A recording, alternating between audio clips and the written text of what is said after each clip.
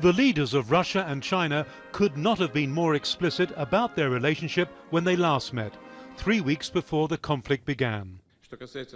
Vladimir Putin and Xi Jinping declared it was a friendship with no limits.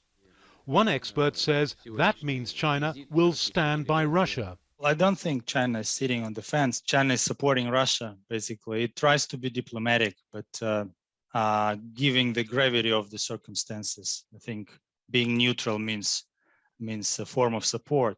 Xi and Putin have met 38 times as national leaders. It's not known if Xi was made aware of Putin's plans for Ukraine at their last get-together. But there's clarity on one issue, their shared aim to create an alternative to the current world order. China has cast itself as a neutral player in the conflict, abstaining from a United Nations vote condemning Russia's invasion, yet is in a unique position to mediate. Absolutely. I hope so, and I believe so. Why? Because China has good relations with Russia on the one hand, and with Ukraine on the other hand.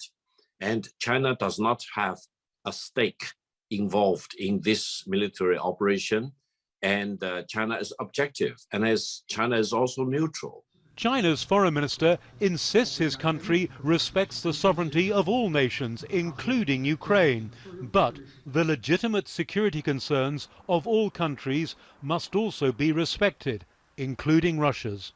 My assessment is that it will most likely continue this diplomatic dance, sort of saying that sovereignty is important, but at the same time, de facto, supporting Russia, providing economic assistance to Russia.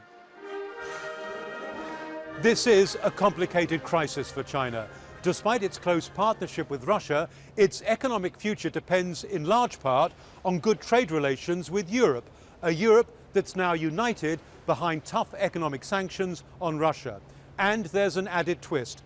Last year, China was Ukraine's #1 trading partner. In recent war games, Chinese and Russian troops simulated an attack on a nameless enemy.